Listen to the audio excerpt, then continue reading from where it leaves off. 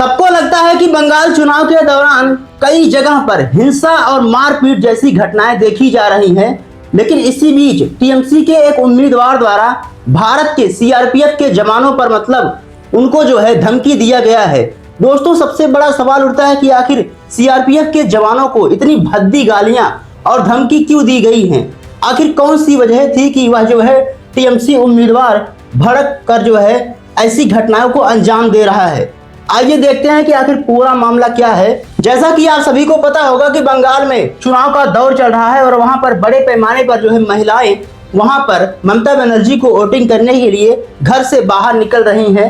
इतना ही नहीं दोस्तों, यह भी कहा जा रहा है कि टीएमसी अपनी हार की डर की वजह से कई सारे हमले और दंगे करवा रही है। और यह कहा जा रहा है बीजेपी के द्वारा कि टीएमसी यानी कि ममता बनर्जी को डर है कि मुझे मैं बंगाल के चुनाव में हार जाऊंगी, इसीलिए यहाँ पर सियासत जो चुनाव का गहराया हुआ है वह बहुत ही तेजी से देखा जा सकता है, खासकर दंगे और हिंसा के रूप में।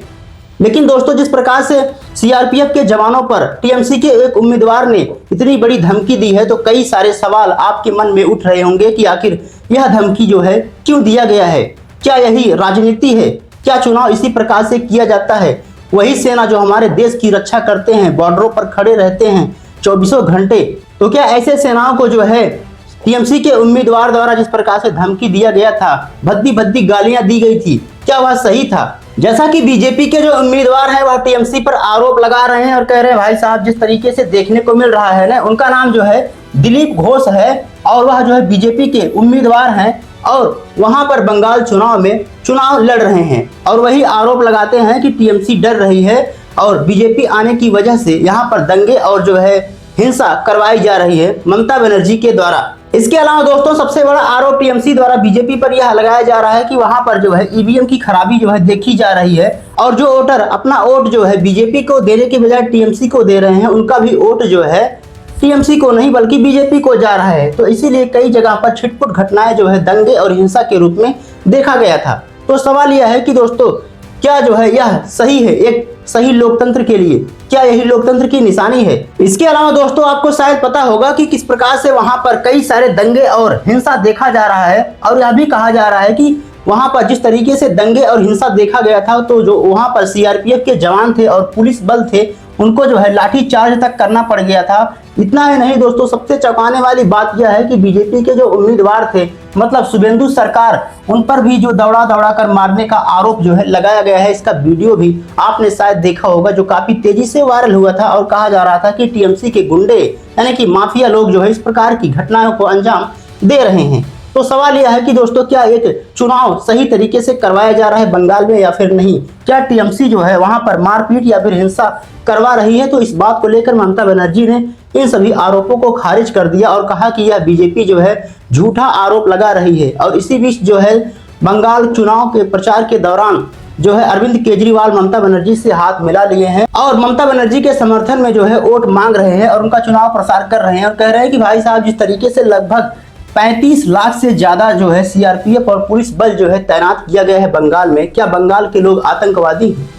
आखिर बीजेपी को किस बात का डर है? ऐसे आरोप ऐसे दावे अरविंद केजरीवाल के द्वारा किया गया था। लेकिन दोस्तों, सवाल यह है कि क्या जिस प्रकार से सीआरपीएफ के जवानों को इतनी भद्दी भद्दी गालियां उस टीएमसी उम्मीदवार के द्वारा दिया गया था कि भाई साहब हम आपको दिल्ली तक दौड़ा दौड़ा कर मारेंगे, पता नहीं क्या क्या गाली दिया गया था, मैं यहाँ पर आपको बता नहीं सकता। बहुत ही ज्यादा शर्मनाक थी, ऐसी घटनाएं नहीं होनी चाहिए थी, खासकर जवानों को लेकर जो हमारे देश की सेवा करते हैं।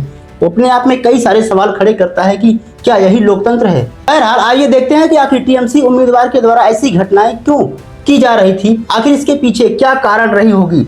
जैसा कि दोस्तों, एक न्यूज निकलकर सामने आ रही थी, एक वीडियो सोशल मीडिया पर तेजी से वायरल हो रहा था और टीएमसी उम्मीदवार था जिसका नाम बायरन था और बायरन विश्वास था और उसे कथित तौर पर केंद्रीय पुलिस बल और अधिकारियों को धमकाया और कहा कि भाई साहब, हम आपको दिल्ली तक दौड़ा कर मारेंगे। ऐसी कई बातें उसने कही थी, जो अपने आप में शर्मनाक है, सोचने वाली बात है। ऐसा उसे नहीं कहना चाहिए था उस उम्मीदवार को।